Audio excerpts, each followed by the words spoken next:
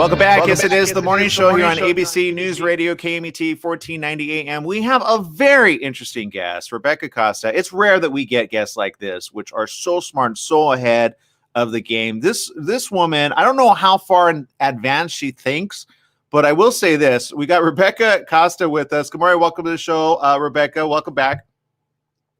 Thank you. Now, Rebecca, I do have a question, though. At what point did you say, I'm going to be a futurist and or technologist, and I'm just going to start thinking ahead of the game? And then you see certain things happen. You go, I talked about it. How come, but nobody listened to me? Well, that's a difficult question. I'm an alleged expert, global expert on fast adaptation in high failure rate environments. But I remember one day telling my father that, and he said, well, I looked online and there weren't any jobs for that position. He says, I saw accountants, dental assistants, but no expert on fast adaptation in high failure rate environments. So what does that mean? That simply means that in highly complex environments, failure occurs very, very rapidly. And it happens too fast for you to be able to adapt on your feet. So what you have to do is you have to use strategies to pre-adapt, if you will. You have to be able to look at what the probable outcomes are in advance and then prepare yourself. And you find more and more that those organizations, governments, companies that are doing that are adapting in advance of, if you will, before the fact. That's the only way you can survive sudden change, is you have to have the mechanisms in place to be able to move very, very swiftly. I'm glad you brought that up. It reminds me of a movie. I can't remember the name of it, but it had to deal with, I think it was called Martian. And in the moment, granted, it's just a movie about Mars, but I mean, we're going to Mars. It's obvious, right? So, the moment something happens on a planetary life, you got to react like right there and then. And I remember, I think the theory of the end of the day of that movie really was, you have to be able to be calm, collected, and work with the information that you have in the moment that you have it. But it would be great, I feel, if you have like a foresight knowledge of things that you go, well, if we kind of realize where science is going in our technology, if this adapts at this rate, and I think your mind never stops thinking, right? How many hours do you have to sleep a night? 2, 3? Well, I don't sleep much at night, but that's always been a chronic case for me. But let's take that movie that you saw, whatever the title of it was. Let's bear in mind that, the laws of physics seem to be holding up as we get further and further out in the universe. So, from that standpoint, as we react to things, we have the ability to react to them very logically, and also to be able to predict what the likelihood of a positive outcome is using very sophisticated computing models that work much faster than the human brain. So if you think about it, we're becoming more and more reliant on computers to make the best probable calls on our behalf. Well, are you talking about quantum computing or? Well, not necessarily even quantum computing, just smart devices. I mean, think about it. You go outside and maybe you run into your neighbor and he says, hey, you ought to grab a jacket. It's going to rain later today. And then you walk inside your house and you say, Alexa, what's the weather forecast? And she says, it's not going to rain till midnight. So you're going to trust your neighbor, or you're going to trust your smart device? Well, we're in this very weird situation where we trust what Alexa is telling us more than what our spouse tells us. I mean, how many arguments between, husbands and wives have been settled by Alexa? I agree with you. Although there's some people that are smarter than even technology. I've noticed. It's almost like there's the super brain connected to the spiritual brain. I don't know if you believe in that, but I'm not really sure about that. I mean, people give me a really bad time, but this about the fact that I trust machines much more than I trust humans, and the reason for that is that we're burdened by Paleolithic emotions. And we have motives and objections, and instincts and things that, get in the way of making the best decision many times. You see that amongst politicians, there'll be an optimal solution that could cure a problem. And by the way, in case anyone's wondering, we have solutions to every problem that plagues humanity. Make no mistake, either in science or in technology, we can cure every single problem, social problem we have. So it doesn't boil down to have we invented a solution. It's the fact that, as the famous naturalist Edward O. Wilson said, we have Paleolithic emotions, medieval institutions, and godlike technology. That's the current condition of humanity today. So, if you were to ask me, would I rather have a machine make a decision? Absolutely. Yeah, I as long as it doesn't get self-aware and then create its own language that you go, what is it talking about? Is it talking about the creator? Does it want to take out the creator? And look, you talk a lot about nuclear disarmament, and look, we're at a very odd stage with China right now. China, India, of course, having this huge border dispute, questions unresolved, really, as to who, if in the fact that they go to war, will the U.S. back up India? Will Russia back up China? And we're at a very curious state just here on planet Earth. What's your theory of where we're going with that? Or what do we need to do next to be able to step back and say, guys, we're on a human planet together. We're trying to deal with this pandemic. How are we going to get along? And I hope you don't have a godlike presence thinking you're going to be the lone man on the totem pole going through the universe on your own little island. Well, we have to understand those are the Paleolithic emotions. We're not that far out of the cave from a evolutionary time frame. And we're still tribal. We still become violent. We're still highly, highly irrational.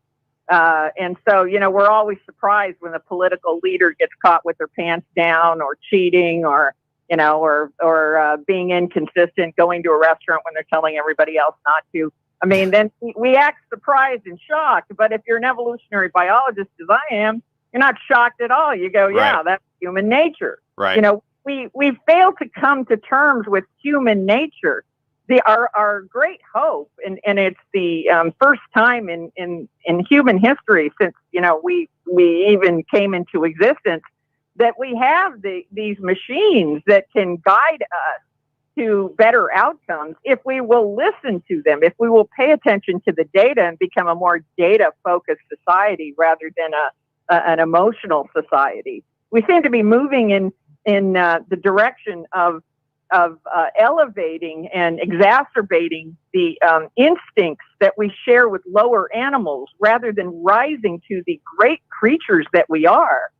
We spent 3 million years developing a frontal cortex that allows us to, defer gratification and to make decisions even when they are not to our advantage. Mm-hmm. That those are not, you can look at your dog and your dog never offers to share his food.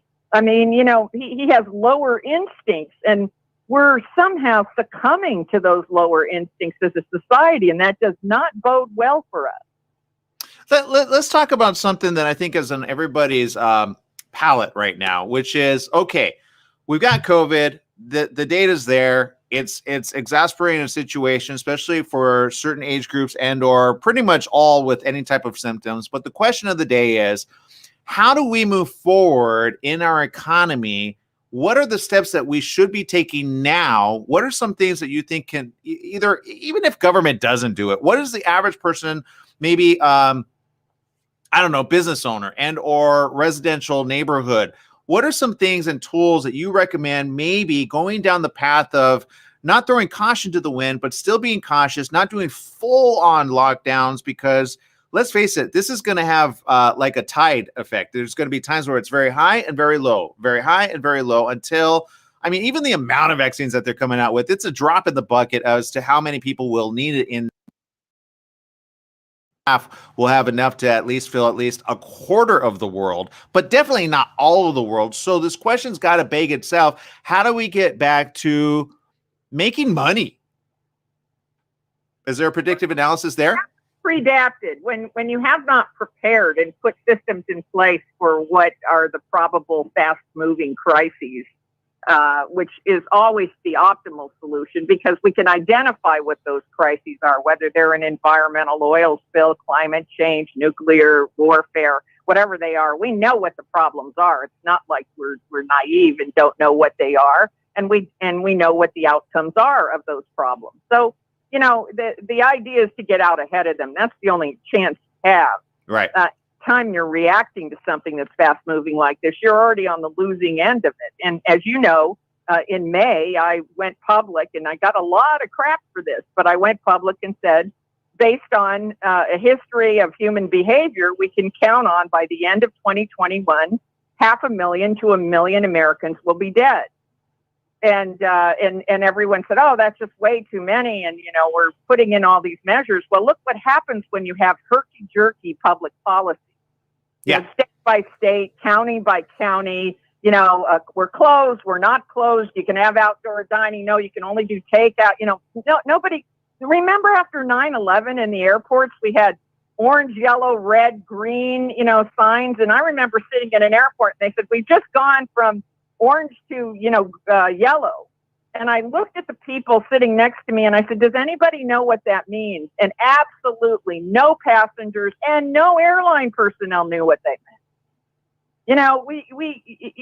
What we're doing is we're foisting individual responsibility onto people, and then we're just jerking them around with definitions instead of consistent policy that's very simple and that holds. And what we should have done, and I said this in March of this year, I'm a scientist.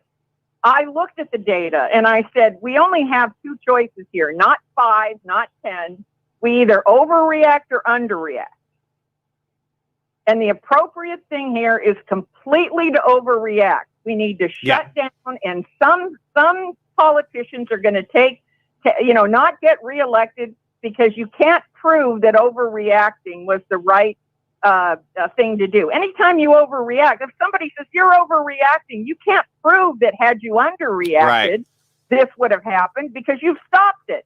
So there's no evidence that overreacting was the right decision. But in this case, it was the right decision. I said we should have shut everybody down for 3 weeks, put the military in the street. If you walked out of your house, you would be arrested. And the government should have distributed food, medicines, anything. And think of how much cheaper that would have been. All airports closed. All people coming from other countries closed. If you were an American offshore, too bad. You were going to have to wait out that 3 weeks and then wait till we had a test. That was the sacrifice you would make for your country. Had we done that, we would not be in this second surge, and we're going to see a third surge. And even with the vaccines, I worry that the first person that gets vaccinated and contracts COVID, no one's going to want to get vaccinated after that. And that's going to be one of those lineages that we were talking about earlier. Well, and I brought this up on the show that I believe it was Taiwan, which hit it very heavy, very fast in January, February, and March, and they have great tracking ability that they basically have had only like minimum no cases almost. And I go, and I agree with you, and I've said this, but people always balk at it. But if you would have not thrown caution to the wind, if there's a fire, you go, hey, let's call the firemen, right? Or you try to put it out if you have the local thing, but you got to hit it hard. I know we're running out of time. I wish we could talk a little bit more. I agree with you on 20 different things that you said and more. I hope we can have you back in the next couple of weeks because I think we really need to have this discussion a little bit more often. Just get a hold of Kathy and we'll arrange to, because I think this is a really important conversation for people to hear. And I thank you for creating a platform to get the truth out to people. Yeah. And if you're just tuning in, again, go check out her book, The Watchman's Rattle, A Radical New Theory of Collapse. And again, I think if anything, we're not talking about collapsing. We're talking about how to move forward safely, effectively, and let's do the right thing. Right, Rebecca? That's right. And we can do the right thing. I agree 100%. Thank you, Rebecca, for spending time with us here on The Morning Show. Thank you.